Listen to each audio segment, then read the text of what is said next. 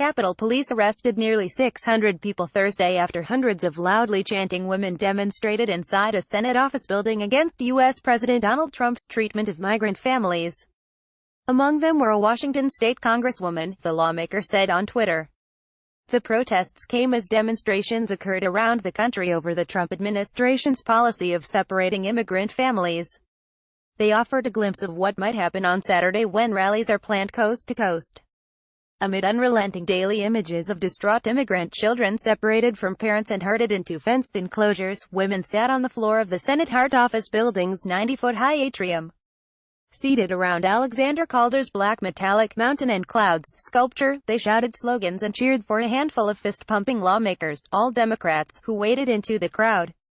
Get the Times of Israel's daily edition by email and never miss our top stories. Free sign-up. What do we want? Free families, and "This is what democracy looks like," were among their cries. Many wore foil blankets similar to those given to migrants held at U.S. detention facilities. Hundreds of activists protest the Trump administration's approach to illegal border crossings and separation of children from immigrant parents, in the Hart Senate office building on Capitol Hill in Washington, June 28, 2018.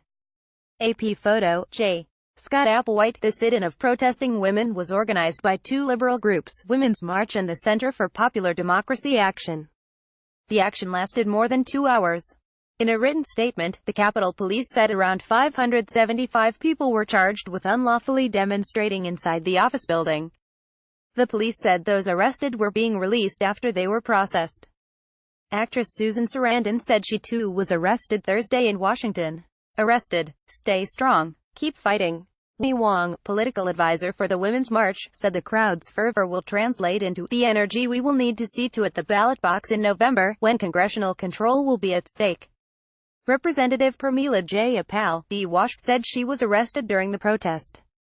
Jayapal, who was born in India, tweeted a video of herself in which she said she was proud to be arrested to protest Trump's zero-tolerance policy.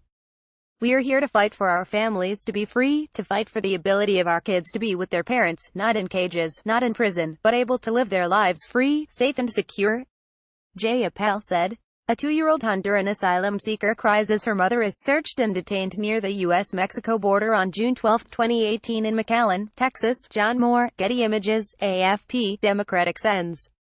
Jeff Merkley of Oregon, Kirsten Gillibrand of New York and Edward Markey of Massachusetts also appeared before the crowd.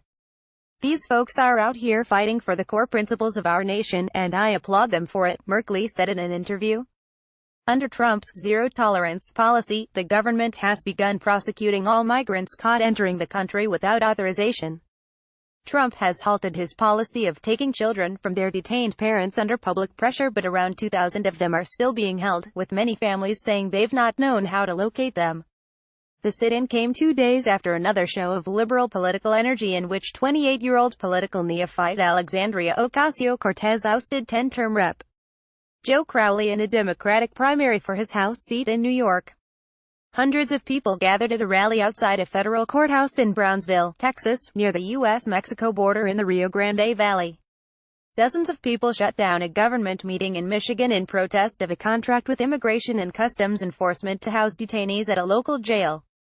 And 8 people were arrested outside an ICE building in Portland, Oregon, that has been closed because of a round-the-clock demonstration.